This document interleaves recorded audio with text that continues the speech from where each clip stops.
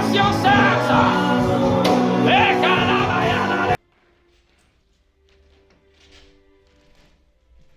Pendant que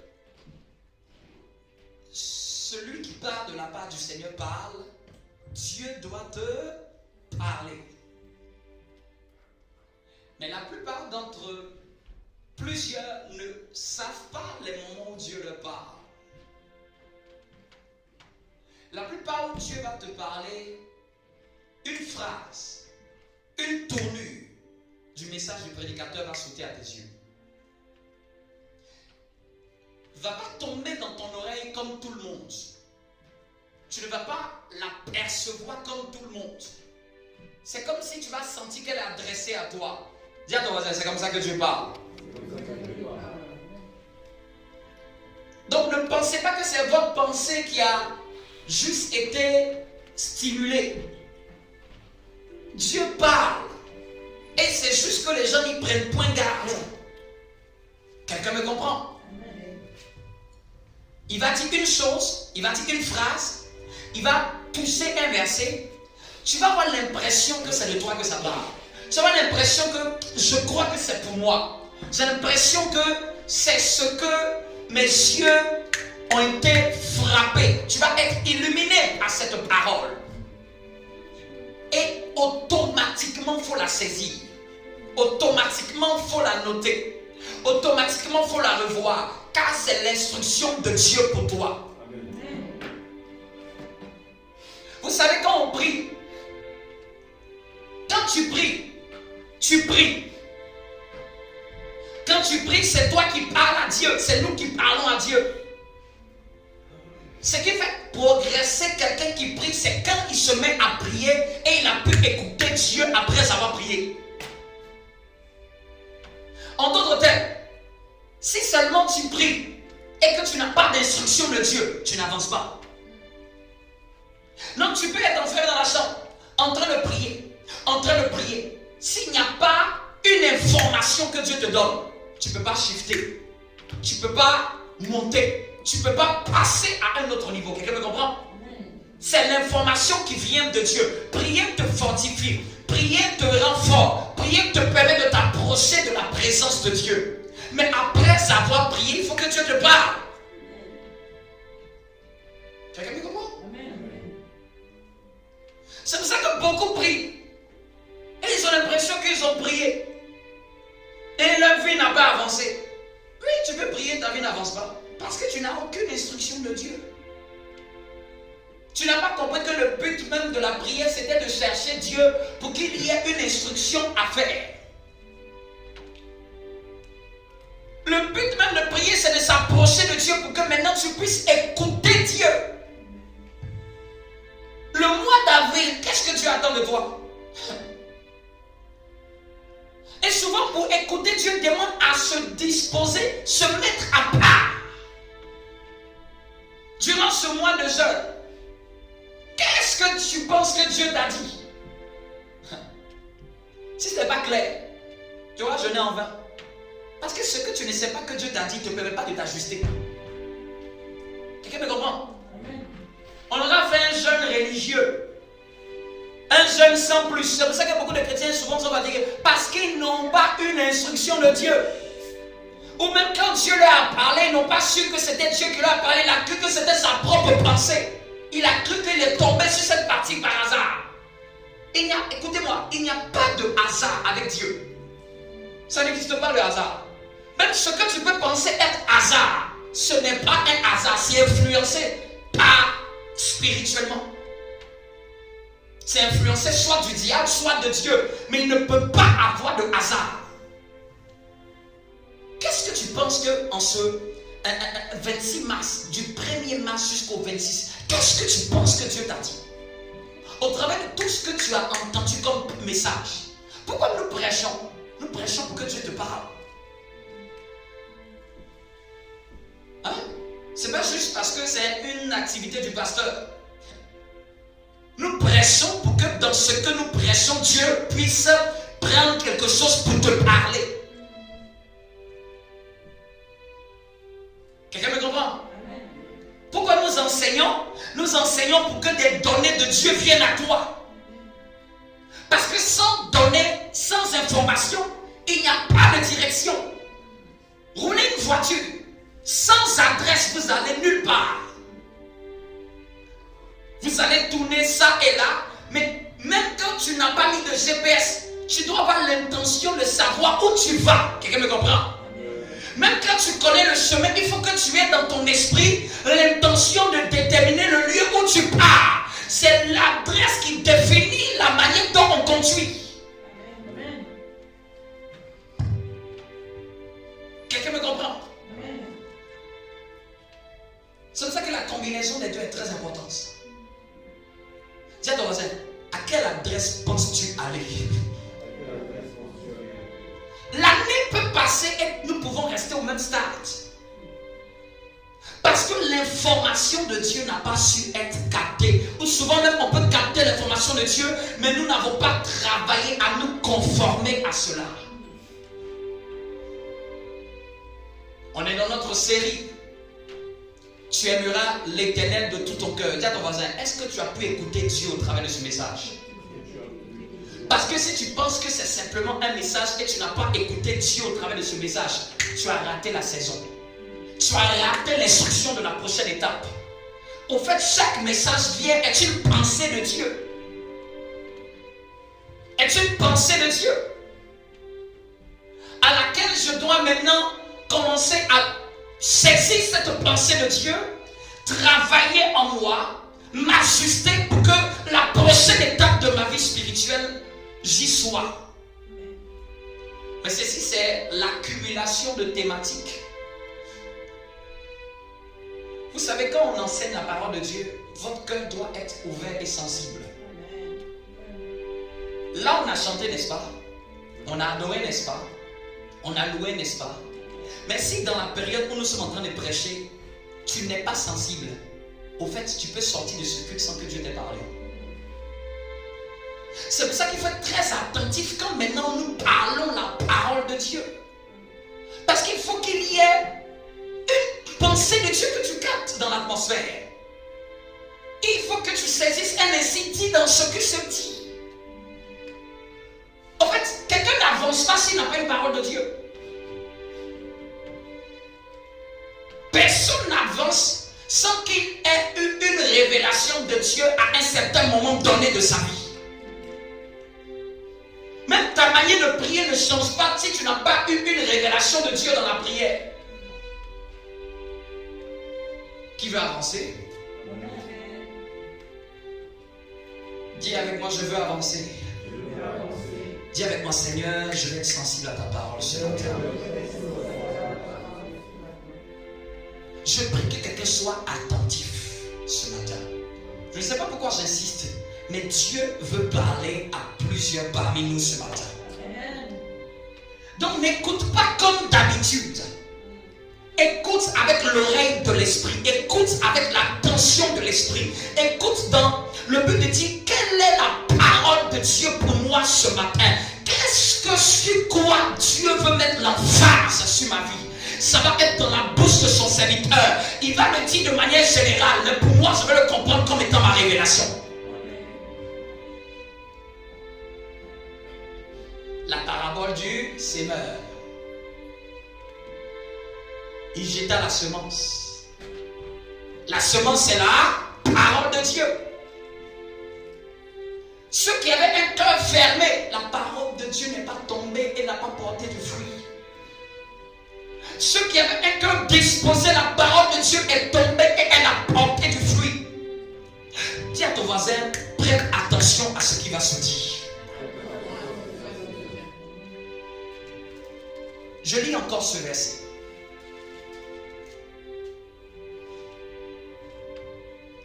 Et je veux que cette parole pèse dans nos cœurs. Le verset 36 du chapitre 22, notre texte base. Maître, quel est le plus grand commandement de la loi?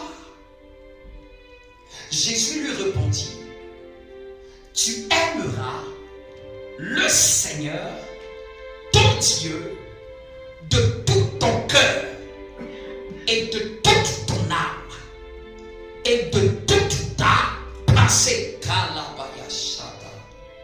C'est le premier et le plus grand commandement.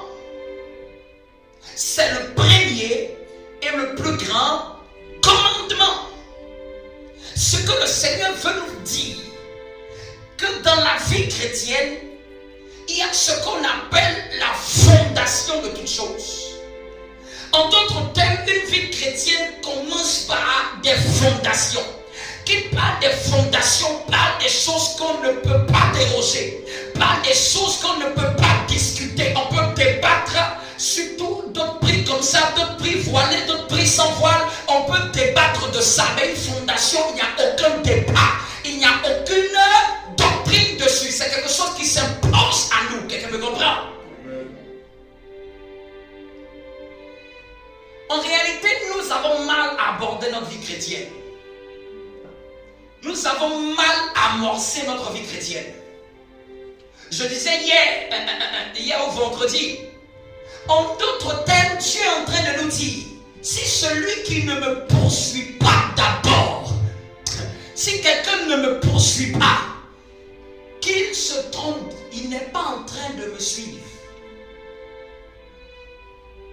Les choses de Dieu, Dieu veut que ce soit lui qui soit poursuivi. Et je pense que même c'est nous-mêmes les prédicateurs qui avons emmené cette malcompréhension dans le corps de Christ. Dieu ne nous a jamais demandé de poursuivre les choses de la terre. Il n'y a aucun verset où il nous demande de poursuivre les choses de la terre. Ce que Dieu demande, c'est qu'on le poursuive lui, pour que la masse des choses dont nous avons besoin descende en avalanche sur notre vie. Quelqu'un me comprend? Les choses que Dieu a créées sur la terre, a permis qu'ils soient sur la terre, Dieu les a prévues pour que cela nous poursuive et non pour que nous les poursuivons. Quelqu'un qui a déjà prédestiné quelque chose et qui a prévu que tout te suive et il te dit suis-moi et tout le reste te suivra. Mais aujourd'hui nous avons inversé. Nous avons inversé. Inverser les priorités. On va lire notre texte. Il me le rappelle. Dans 1 Corinthiens, si je ne me trompe, on va lire un verset qui est très connu dans le monde évangélique. Et dans le monde évangélique, mais dont nous connaissons 1 Corinthiens chapitre 2, on connaît le début, mais c'est la fin qui m'a sauté aux yeux. 1 Corinthiens chapitre 2. C'est un verset excellent.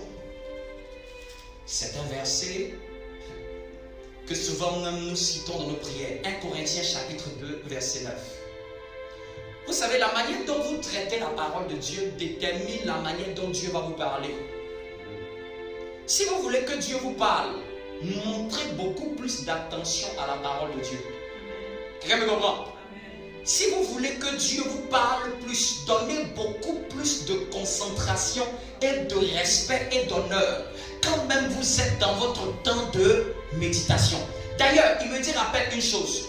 Quand tu dis que tu vas prier, arrête d'aller prier et ne va pas sans ta Bible. C'est la sorcellerie. Oui, je le dis, c'est la sorcellerie. Tu es entré en prière et puis tu es entré en prière, tu n'as rien lu. Tu es frustré. Parce que tu vas faire des performances pour lesquelles tu n'as aucune direction.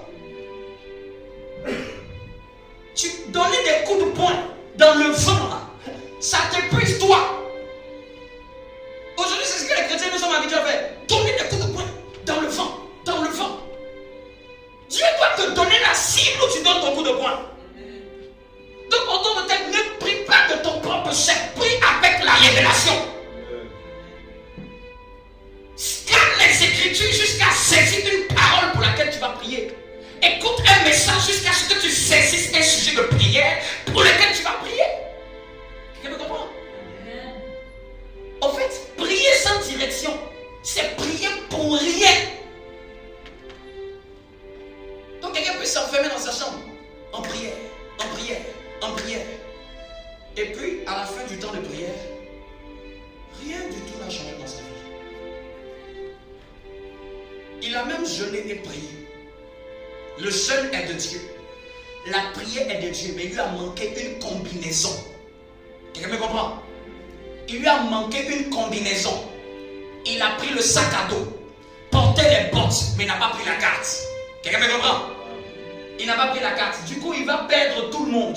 C'est pour ça qu'aujourd'hui, il y a des fausses doctrines. Parce que les gens ont prié, des choses les ont apparues. Ils n'ont pas pu rendre scripturaire ce qu'ils ont vu en apparition. Ce qu'ils ont vu les a égarés, eux et ceux qui les suivent. Quelqu'un me comprend? Dis avec moi l'équilibre. 1 Corinthiens chapitre 2, le verset. J'ai dit le verset. C'est ça? 1 Corinthiens chapitre 2, le verset. Voilà, je lis la parole. Mais il est écrit, ce sont les choses que l'œil n'a point vues. Vous le connaissez, n'est-ce pas? Que l'oreille n'a point entendu. Les choses qui ne sont pas montées au cœur de l'homme. On connaît bien ce verset. Mais regardez la suite. Des choses que Dieu a préparées pour ceux qui...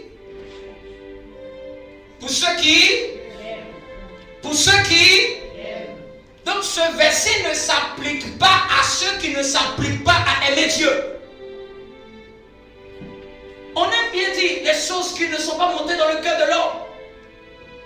Les choses, comment dirais-je, que l'œil n'a point vu, l'oreille n'a point entendu. C'est beau, c'est agréable, mais il dit à la fin, réservé et préparé pour ceux qui l'aiment. Réservé et préparé pour ceux qui l'aiment. Donc Dieu prépare des choses. Donc Dieu réserve des choses. Donc Dieu est comme une mère est en train de préparer des paquets. Mais un genre de paquet que ton œil n'a pas vu. Un genre de choses que l'oreille même de la personne n'a pas entendu. Mais il se rassure que les gens pour lesquels il le fait, ce sont des gens qui l'aiment. Donc si ce sont des gens qui ne l'aiment pas, ce n'est pas en préparation pour eux. Je suis désolé. Si les prédicateurs nous ont menti, ce verset ne souffre d'aucune interprétation. C'est clair. Et les versets dans la Bible, ce ne sont pas des paraboles. C'est clair. On ne peut même pas dire qu'on va interpréter. Il n'y a pas besoin d'une révélation dedans. Pour ceux qui l'aiment. Dis à ton voisin, tu veux ce qui n'est pas monté dans le cœur, dans ton cœur. Tu veux ce que ton œil n'a pas vu. Tu veux ce que tu n'as jamais pensé. Rassure-toi d'aimer Dieu. Si tu fais ta part, Dieu va faire sa part. Dieu n'est pas un homme pour mentir. Ce verset, c'est soit il est faux, ou c'est soit il est vrai. Mais je n'ai jamais vu quelqu'un aimer Dieu et Dieu ne pas réserver de grandes choses pour cette personne.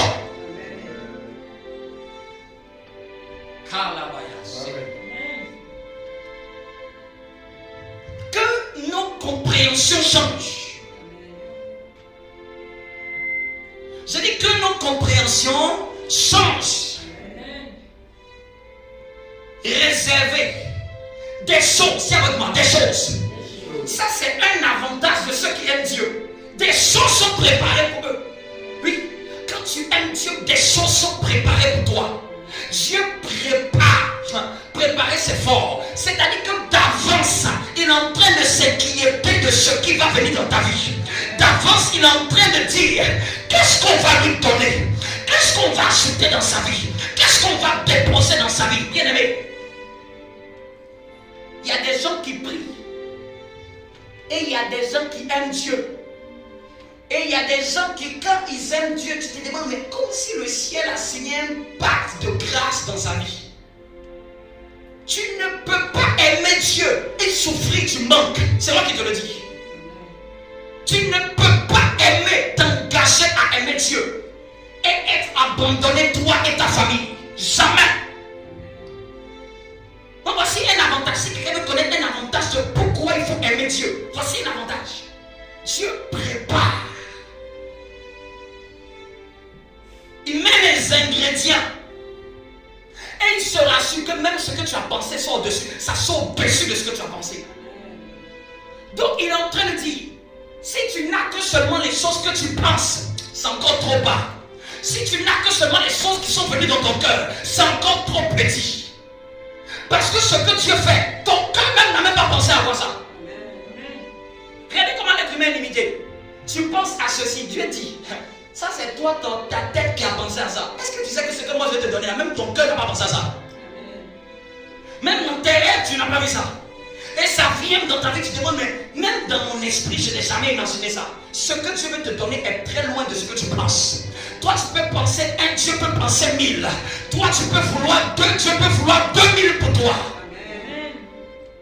Dieu est en train de dire, mes enfants, votre pensée est limitée. C'est comme un logiciel, ou c'est comme un disque dur. C'est limité. Parce que ce que je veux vous donner là, ça va exploser le disque dur. Dieu ne te donne que ce que ton cœur pense. Si Dieu ne te donne que seulement ce que tes yeux voient, si Dieu ne te donne que seulement ce qui monte seulement dans ton cœur, comprends que tu n'es pas encore à jour avec ce verset. Parce que les choses que Dieu dit, ton œil n'a jamais vu ça. Amen. Donc si mon cœur a pensé ça, et puis je l'ai, j'ai dit merci Seigneur, mais c'est encore ce que tu m'as dit. Ça c'est moi qui ai pensé, moi humain, dans ma petite taille.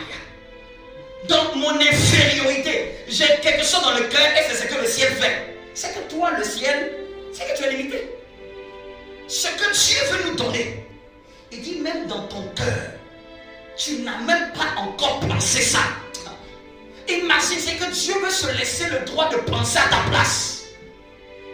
Quelqu'un me comprend? Amen. Dis avec moi un bon amen. Amen. Et réservé pour ceux qui l'aiment. Dis avec moi, réservé pour ceux qui l'aiment. Pour ceux qui l'aiment. Donc ceux qui l'aiment sont dans cette catégorie. Ceux qui ne l'aiment pas, ce n'est pas préparé pour eux.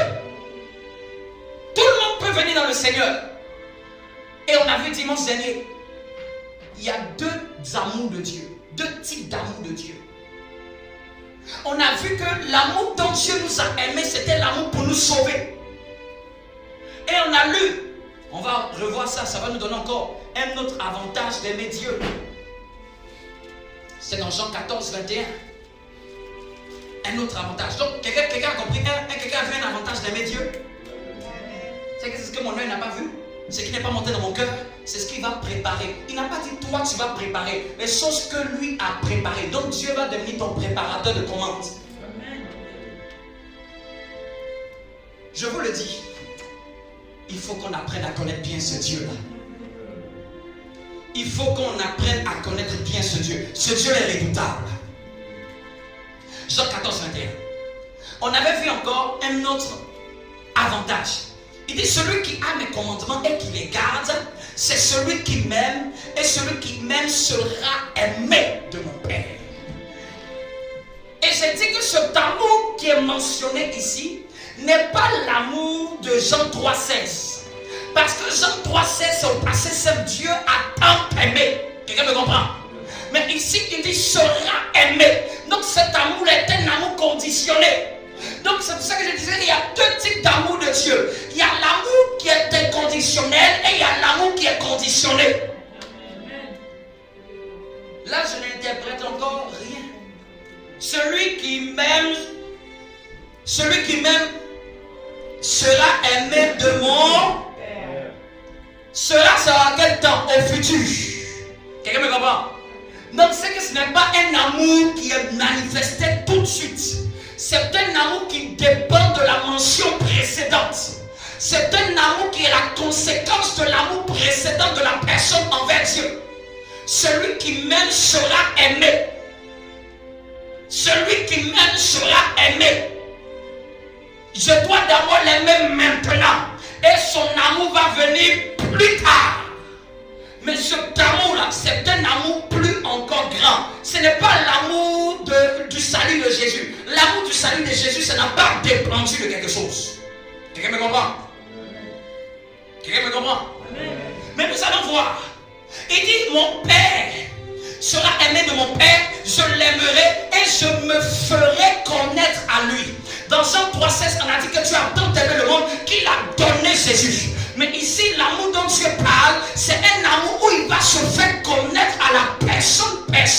qu'il aime.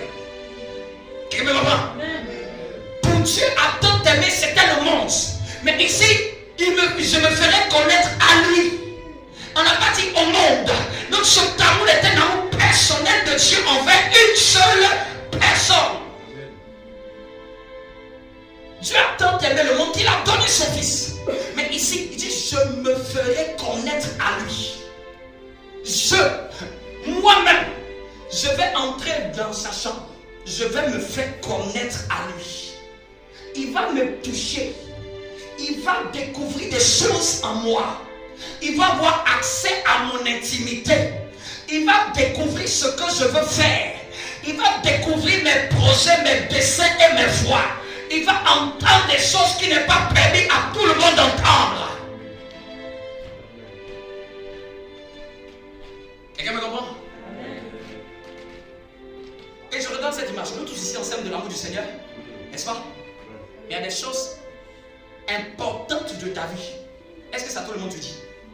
Tu le dis à tes intimes. Donc tu es en train de dire qu'il y a ceux que tu aimes tout le monde, tu aimes tout le monde de manière générale. Mais il y a des amours qui sont un peu plus manifestés par des amours un peu plus intimes. C'est-à-dire que tu te fais connaître à certaines personnes. Et en a d'autres, tu ne te fais pas connaître dans ton intimité. Amen. C'est la même chose. Tous ceux qui sont à l'église, nous sommes tous frères et sœurs en Jésus-Christ. Nous nous aimons de l'amour du Seigneur. Amen. Mais ce n'est pas pour autant que tout le monde a accès à ton intimité. Ce n'est pas que pour autant que tout le monde connaît toutes tes informations. Ce n'est pas pour autant que tout le monde connaît tout ce que tu traverses à la minute. Quelqu'un me comprend? Amen. Ce genre d'accès-là n'est réservé pour une catégorie de personnes. Non, il y a un genre d'accès à Dieu qui est réservé à ceux qui l'aiment. Amen. Je me ferai connaître à lui. Donc quelqu'un peut être en Christ sans connaître Dieu. Sans connaître Dieu. Parce qu'il a bénéficié du salut de Jésus. Il a dit, Dieu a tant aimé le monde. Il n'a pas dit que vous m'avez connu d'abord. Celui qui croit en Jésus, il dit celui qui, afin que quiconque croit en lui, ne périra pas, mais aura la vie éternelle. Mais ici, là, il dit, je me ferai connaître à lui. Je lui-même décide. Je vais te montrer des visions. Moi-même, je vais te montrer ce qui va se passer en France. Moi-même, je vais te révéler ce qui va se passer dans ta famille. Un jour, un de mes pasteurs disait, il dit, un jour, il dormait. Et pendant qu'il dormait, un être bizarre est venu devant lui. Un être bizarre, étrange. Il dit, la première fois, il voit un être étrange, qui est sombre. Il a commencé à prier. Je te chasse, je te chasse, je te chasse, je te chasse. Et il l'appelle par son prénom. Il dit, tu ne peux pas me chasser. Je viens du trône de Dieu. Je viens te dire, après toi, ton père va bientôt partir. Et lève-toi. Tiens, tu vas savoir. C'est-à-dire qu'il y a un genre de connaissance où Dieu même peut te donner des informations que même tu ne penses pas. Il dit, il était juste dans sa chambre. Un être bizarre vient. Il dit, moi je me tiens devant le trône de Dieu. Je vais t'annoncer ce que tu dois commencer à t'apprêter. Tiens, ton voisin, il y a à connaître Dieu et à connaître Dieu. Hein? Ces sont d'expériences là. Ce n'est que réservé pour ceux qui aiment Dieu. Il dit, je me ferai connaître à... Donc celui qui aime Dieu, Dieu va se faire connaître à lui. C'est aussi... Donc tu ne peux pas seulement prier, Seigneur, je veux te connaître. Ce n'est pas simplement en prière, ça doit être aussi en esprit et en vérité. Il faut que dans tes actions, Dieu voie que tu es passionné de lui. C'est en cela que tu es en train de parler le langage, fais-toi connaître à moi. Tiens ton voisin, moi je ne veux pas devenir un chrétien ordinaire. Moi il y a une seule chose que je refuse, pas devenir un chrétien ordinaire. C'est-à-dire que juste chrétien, je suis converti, j'ai accepté Jésus et basta, c'est rien. Tiens ton voisin, moi nous on veut vivre l'évangile. On veut vivre Jésus. C'est ce qui fait toute la différence. Quelqu'un me comprend? Et nous avons lu encore au verset 23. Donc ça c'était la deuxième avantage. Premier avantage, c'est que ce que ton œil n'a pas vu, ce qui n'est pas monté dans ton cœur, c'est les choses qu'il a préparées pour toi qui l'aimes. Amen. Deuxième des choses, c'est qu'il va se faire connaître à lui. Ce sont les avantages d'aimer Dieu. Quelqu'un me comprend? Au verset 23, nous avons vu, si quelqu'un m'aime, il gardera ma parole. Et mon Père l'aimera. Nous viendrons à lui et nous ferons demeure chez lui. Encore. Si Jésus mentionne sur verset 23, c'est qu'il est en train d'ajouter encore une autre information sur celui qu'il aime. Quelqu'un me comprend? Jésus n'est pas en train de dire la même chose. Ça paraît pareil, mais ce n'est pas la même chose. La mention plus haute au verset 21, je me ferai connaître à lui. La mention du verset 23, il dit nous ferons demeure chez lui. Regarde ton voisin. Dieu n'habite pas chez tout le monde. Il y a des gens chez eux là, tu as l'impression que c'est l'armée céleste qui a élu domicile là-bas. Quelqu'un me comprend? Quelqu'un me comprend? Oui. On est tous enfants de Dieu. Mais il y a des personnes chez eux, c'est comme si c'est le quartier général de Dieu. C'est comme si Dieu prend plaisir à habiter dans la maison. Comme si les anges prennent plaisir à élire domicile dans la maison. Je prie que ta maison soit l'habitation des anges au nom de Jésus. Parce que là où Dieu fait demeure, la garde rapprochée céleste fait aussi ça demeure. Si Dieu se déplace, c'est des myriades d'anges qui se déplacent avec lui. C'est pour ça que fais de ta maison un lieu d'adoration. Fais de ta maison un lieu de louange. Même si tu n'es pas en train de prier, laisse la louange retentir dans la maison. Ah, tu es en train d'attirer des esprits dans ta maison. Je suis en train de dire cette maison loue l'Éternel. Je suis en train de dire cette maison bénit l'Éternel. Je suis en train de dire que cette maison n'est pas n'importe quelle maison. Cette maison, c'est la maison des esprits. C'est la maison de Dieu. Même ta maison détermine la manière dont tu sais Dieu. Même la maison détermine la manière dont on aime Dieu. Quelqu'un me comprend? Amen. Dis avec moi, bon amen. Amen. Donc ça c'est la troisième mention. Je ferai demeure. Je ferai demeure celui. Je vais habiter celui. C'est-à-dire que Dieu va passer du temps dans sa vie. Dieu va habiter avec lui. Dis à ton voisin, je veux cette dimension de Dieu. C'est pour ça que j'ai dit, refuse d'être un chrétien normal. Dis avec moi, je ne veux pas être un chrétien normal. Chrétien normal, il y en a trop sur la terre. Moi, je veux être un chrétien d'expérience divine.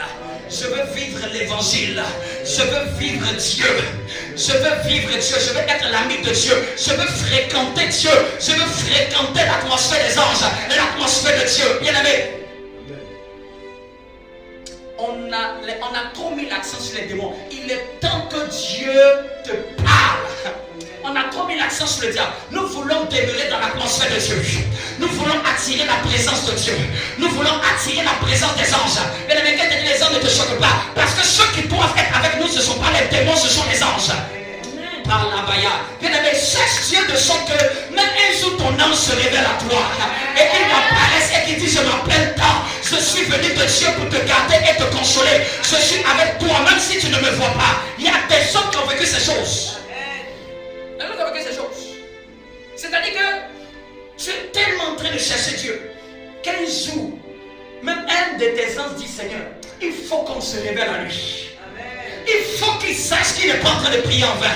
Il faut qu'il sache que le Dieu qui sait, il ne sait pas en vain. Même si tu ne le vois pas, mais tu peux entendre une voix qui te dit fais ceci, fais cela. Que tu peux entendre une influence sur ton cœur de manière positive de faire ceci ou de faire cela. Amen.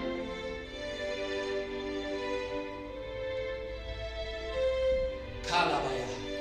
Dis à ton voisin, il est temps que Dieu fasse demeure chez moi. On dit que le surnaturel, c'est le naturel de Dieu. Le surnaturel, c'est le naturel de Dieu. Amen. Amen. Et je chute avec ça. Dans le verset, il est dit, dans souvent des versets interchangeables, il est dit, aimer Dieu de son cœur, après tu as aimé Dieu de son âme.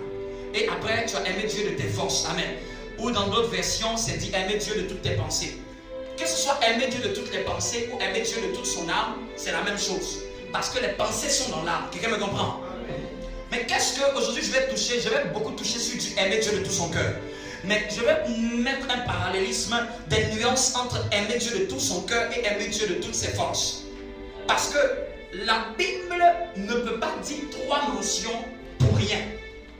Quelqu'un me comprend? Il pouvait s'arrêter, aimer Dieu de tout votre cœur, point. Il aurait pu dire aimer Dieu de toute votre âme, point.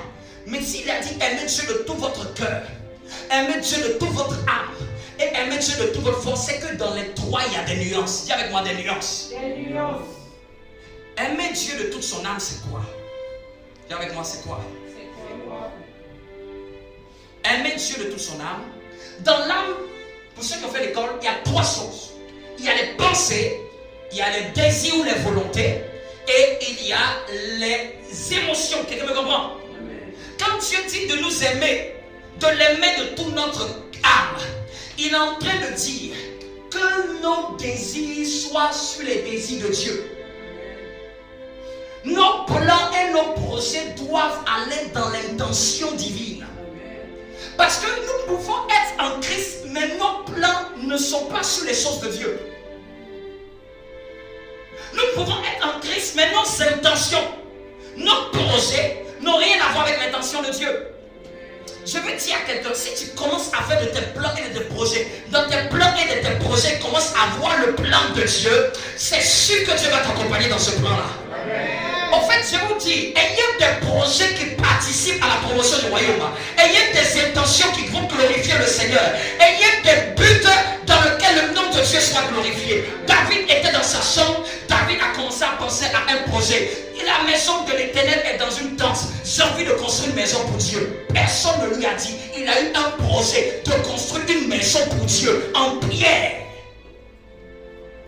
Un ange ne lui a pas dit ça.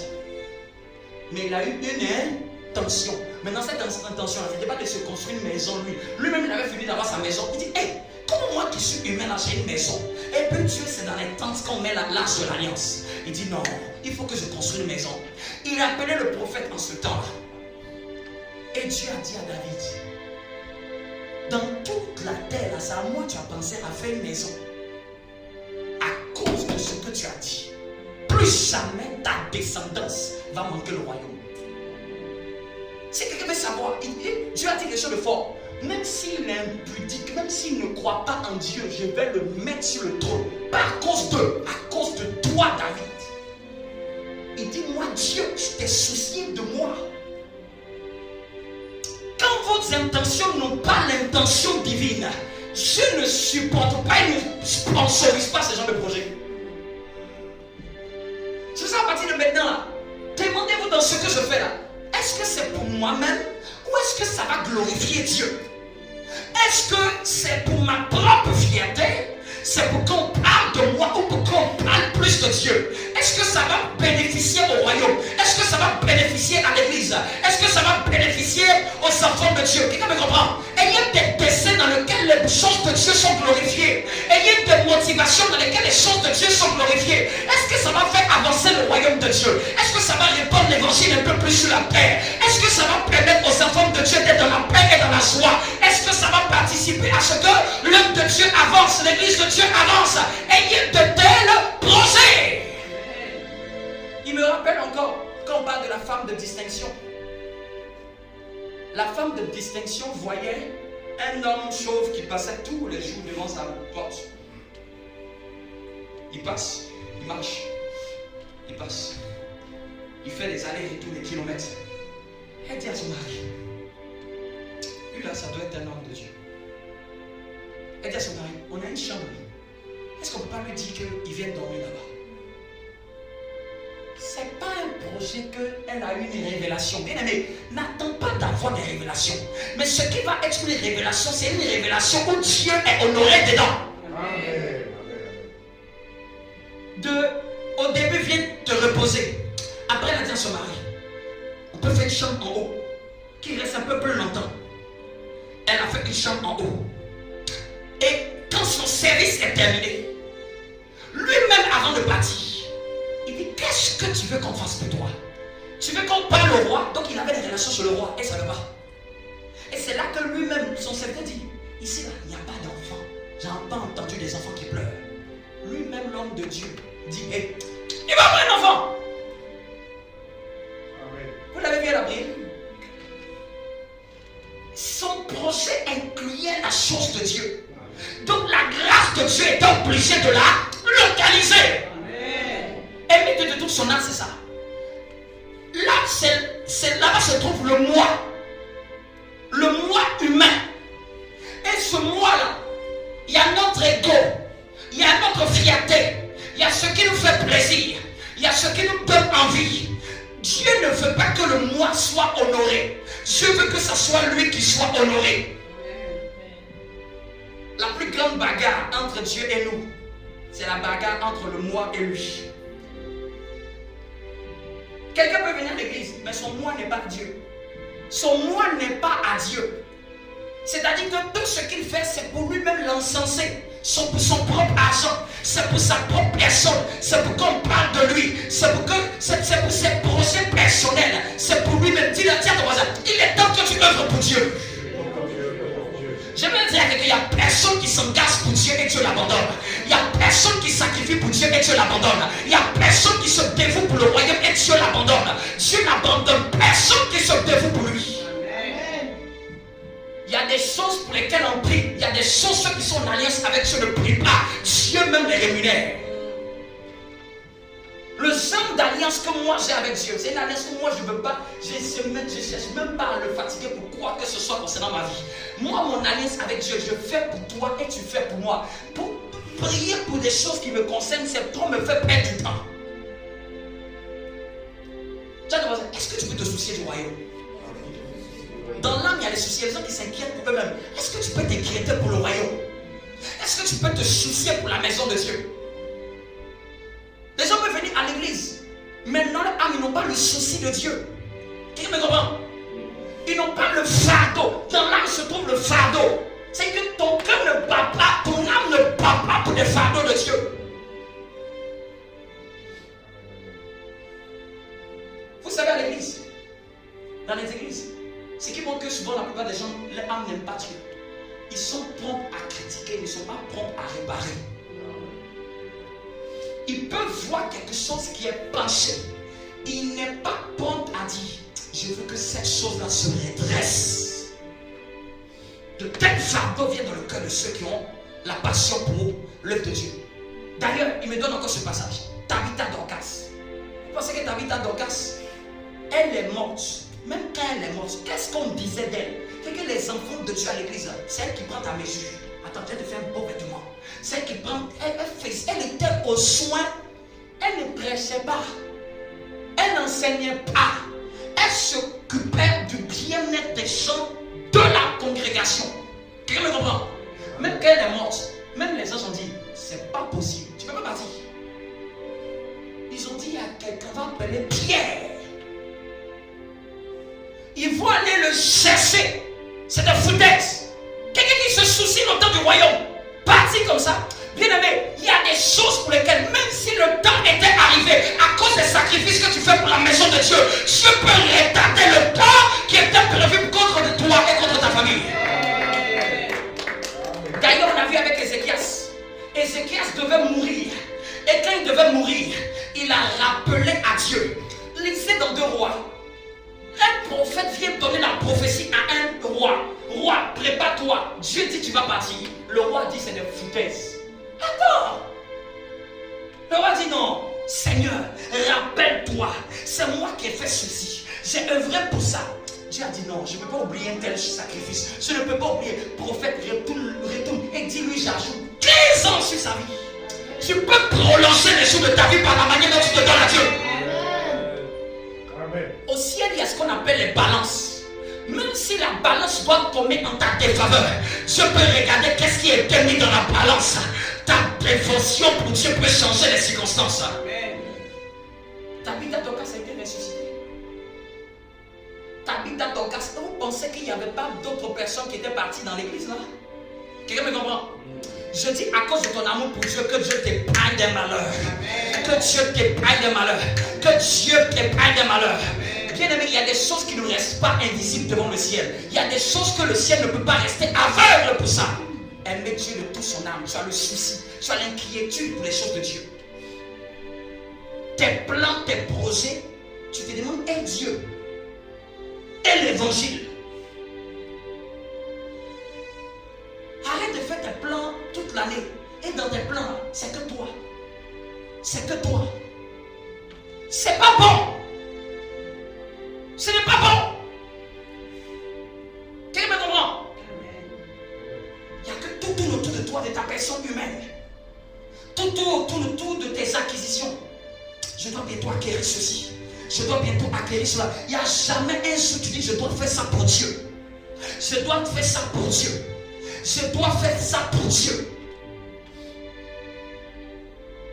Beaucoup de chrétiens ne pensent pas de cette manière. Et c'est ce qui fait que souvent beaucoup prient et sont frustrés.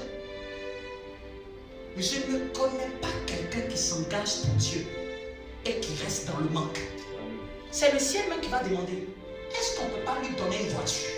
C'est le ciel même qui va demander, est-ce qu'on ne peut pas lui donner une maison? Et c'est le ciel qui va s'inquiéter de toi.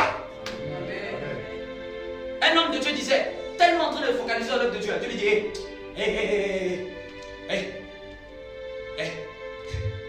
Marie, comment c'est allé? Il dit, Seigneur, je n'ai pas le temps. Il dit, c'est moi qui dis, je veux même te donner même ça. Hein? Un autre était tellement en train de servir Dieu. Dieu dit, prends cette voiture-là. Il dit, Seigneur, j'en ai déjà. Il dit, prends. Il dit, mais Seigneur, je n'ai pas de parking garé. Il dit, donc c'est que déménage. Dieu, quand il veut te faire du bien, toi-même tu vas te donner. Il devait déménager, il devait aller chercher une maison. Dieu lui dit, pourquoi tu cherches une maison de ce standing? Il dit, mais Seigneur, c'est ce que j'ai. Il dit, toi tu comptes sur toi. Tu n'as pas compté sur moi. J'ai dit, le genre de maison que je vais te donner, ce n'est pas avec ta poche. C'est avec moi, ma poche. Dieu dit, change même la vie. C'est que lui n'a pas l'intention de dire, Seigneur, je veux une grande maison. Mais lui veut seulement juste une maison à sa taille. C'est Dieu qui lui dit, pourquoi tu vois tout petit comme ça? Dieu, il peut vous surprendre. C'est dit Dieu, le Dieu que nous prions, il peut nous dépasser.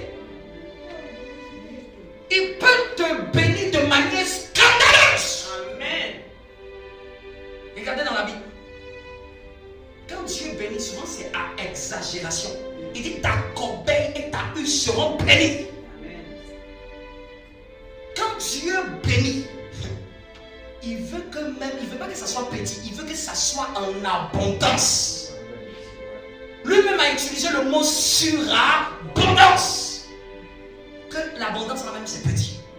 Je vais surabonder. Je dis le premier avec que Dieu surabonde dans ta vie.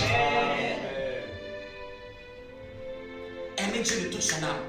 Tes pensées, tes désirs, tes projets, tes plans. Fixe l'intention de Dieu. Quelqu'un me comprend? À partir d'aujourd'hui, planifie, mais planifie en engageant Dieu. Projette, mais projette et demande-toi où est la part de Dieu. Un homme de Dieu disait, on lui avait donné un terrain.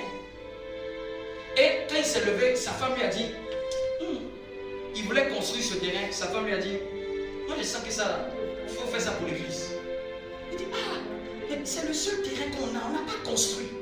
Elle me dit, je sens que ça, il faut faire ça pour l'église. Quand il l'a fait, il a mis ce terrain à disposition. C'est-à-dire que pour que ça serve les plans de Dieu. Quelqu'un me comprend? Il a eu à cœur de faire ça. Dieu dit, tu vas avoir les terrains partout où tu vas passer.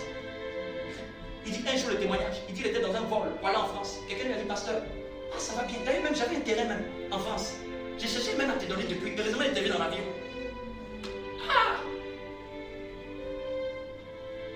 Tiens ton voisin, il y a Dieu fait des choses, hein.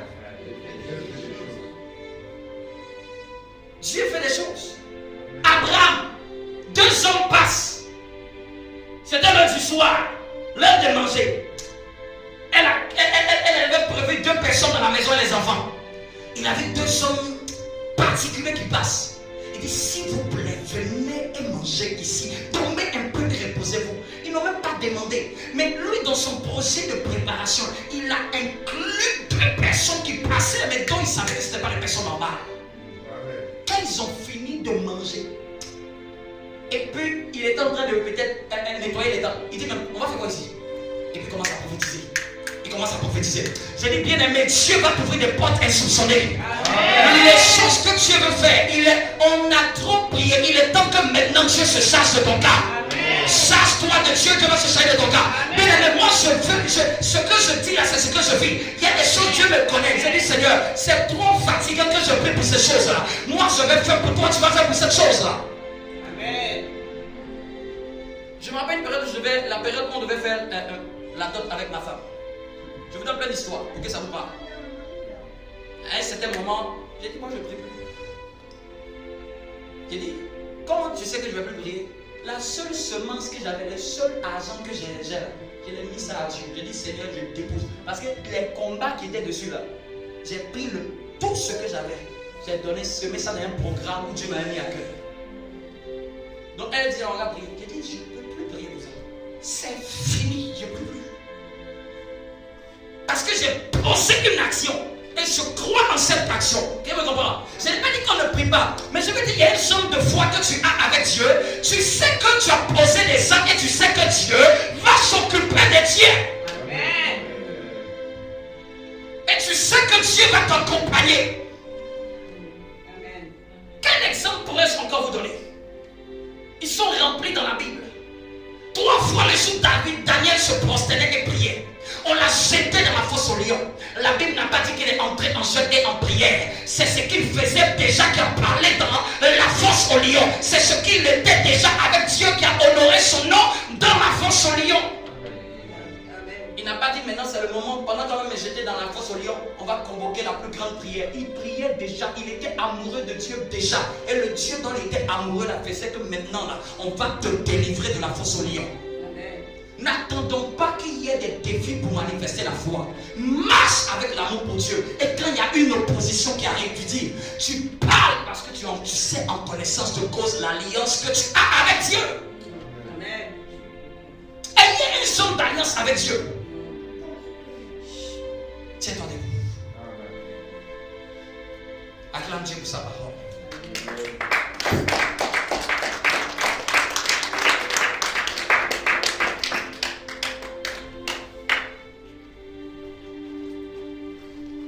Aimer Dieu de toute son âme. Et quand tu aimes aussi Dieu de toutes tes forces, tu vas mettre ton énergie à la disposition du royaume. Tu vas mettre tes ressources. Aimer Dieu de toutes ses forces, je termine, c'est mettre son énergie pour Dieu. C'est mettre ses forces pour Dieu. C'est mettre ses ressources pour Dieu. Aimer Dieu de toutes ses forces, c'est être prêt à sacrifier. Bien aimé, on dit qu'on est tous des sacrificateurs. Mais un sacrificateur qui ne sacrifie rien ne voit pas la gloire de Dieu. Dans sacrificateur, il y a sacrifice. Aimer Dieu de toutes ses forces. C'est-à-dire qu'il y a des choses pour lesquelles tu ne vas pas sentir la force de le faire. Tu dois le faire quand même. Quelqu'un me comprend? On dit il y a veillé, tu es fatigué de la tête jusqu'au pied. Tu prends toutes tes forces et tu fais quand même. Il y a des choses. Si vous n'avez pas utilisé toute votre force quand même pour le faire, vous allez vous arrêter très tôt. Il y a des moments où tu es fatigué de prier, mais tu dis je prie quand même. Il y a des moments où tu es fatigué de jeûner, tu dis je jeûne quand même. Parce que devant Dieu t'attend. Quelqu'un me comprend? Il y a des choses, tant que vous n'avez pas mis toute votre énergie, vous ne déclenchez pas la grâce de Dieu. En d'autres termes, ne faites pas simplement des choses uniquement quand vous maîtrisez. Même dans l'état de faiblesse, tu dois le faire quand même. Amen. C'est dur, mais avec la dureté là, tu fais quand même. Quelqu'un me comprend? Amen. Il y avait une nuit, on avait une veillée. Quand on a fini la veillée, j'ai dormi quelques 3 heures. Je suis allé à une conférence de pasteur. De la conférence de pasteur, je suis allé mettre à disposition notre matériel pour qu'on puisse filmer le papa Charles Taligano. J'étais fatigué de chez fatigué. Moi-même, j'ai dit, mais qui m'a envoyé ici? C'était ce que tu as écouté en ligne et puis tu as dit que ça m'a béni là. C'était mon sacrifice de toute une journée. Je suis rentré vers minuit et que ma femme m'a pas vu pendant 24 heures. Et mes enfants, je roule même pendant plus d'1 heure pour rentrer à la maison. C'est ça, mettre sa force aussi pour le royaume. Amen. C'était dur. Je ne vais pas te dire que c'était facile. Un homme de Dieu disait qu'il partait évangéliser. Et le bébé était au dos pendant qu'il pleuvait. Le grand-mère dit, restez au moins à la maison. Il disait jamais. On va le couvrir dans l'évangélisation, il va nous suivre. Ne faites pas les choses seulement parce que vous maîtrisez. Je vous ai donné déjà mon témoignage. Je pouvais prendre le pont de Villeneuve-Saint-Georges. Pendant que c'était l'aurore, moi, ma femme et notre enfant, notre aîné qui avait près de quelques mois, on traversait ce pont-là pendant qu'il faisait sombre. Et puis on partait à l'église, on arrivait même avant d'autres. Et on disait dans notre cœur, et Dieu, souviens-toi de nous. C'est ça aussi avec ses forces. On pouvait faire veiller avec l'enfant. On finit la veillée, nous rentre, il est 10 heures du matin. On est fatigué de la tête jusqu'aux pieds. On se demande même qui nous a envoyés dans cette affaire. Mais on fait quand même. Tu finis la veille, tu rentres samedi à 10h. Et le matin, tu dois te lever avec prendre le train à 6h39. Et marcher à la poussette avec le train. Et tu dois connaître la douleur du Dieu que tu sais. Amen. Je n'aime pas l'évangile où on doit seulement prêcher le miel aux gens. L'évangile aussi, c'est la douleur. Celui qui n'aime pas sacrifier peut pas avoir la grande gloire.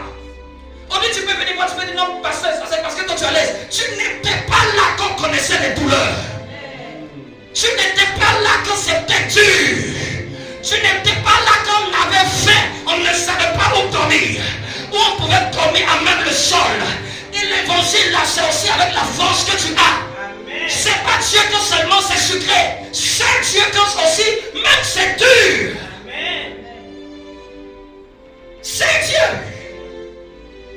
Je me suis même retrouvé dans la vie de servir Dieu. Étant dans une chambre chez l'habitant à quelque part à Sarcelles. C'est même ma femme me demande comment même tu as fait pour te retrouver un jour là-bas. C'est même pas moi qui paye le loyer. Mais je suis enfermé pendant les 4 jours. Je n'ai personne. 4 jours je ne mange pas. En train de dire oh Dieu. Je pense à ma mère. Je pense à mon père. J'ai dit j'ai personne. Je ne sais pas quoi faire. Je n'ai plus rien. Ce que j'ai, c'est dans cette chambre. Jusqu'à la personne qui était mes baisers croyait que j'allais mourir. Elle tape à la porte. Elle demande tu ne manges pas aujourd'hui. J'ai dit ce que je traverse, je ne peux pas manger. Ce que je vis là, je ne peux pas être en train de manger. C'est ça, servir Dieu avec la force. C'est ça, servir Dieu avec la force. Même dans la faiblesse, tu prends ta béquille. Même dans la douleur, tu prends ta béquille. Même dans les difficultés, tu prends ta béquille. Même dans les mois, tu prends ta béquille. Même dans la souffrance, tu te lèves et tu continues. David est allé trouver son camp dévasté, déchiré. Il a tout perdu. La Bible dit que David s'est appuyé sur l'Éternel. Il a essuyé ses larmes. Il dit, vais-je reconquérir ou pas?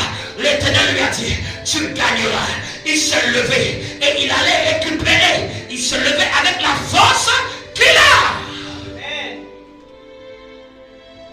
N'aimez pas l'évangile où on parle seulement du miel. N'aimez pas l'évangile où on parle seulement de l'élévation. Dieu aussi c'est dans la douleur. Dieu s'est enduré des souffrances. Dieu s'est entouré des sacrifices. Dieu s'est connaître et même traverser l'homme de la mort. Mais c'est de tenir.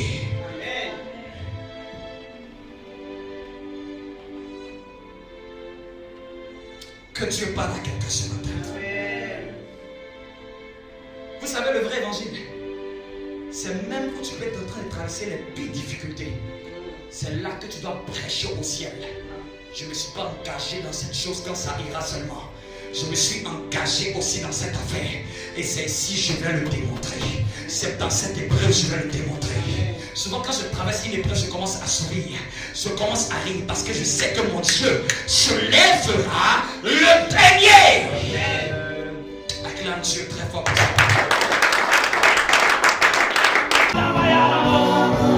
Si ton église, si une nation sainte,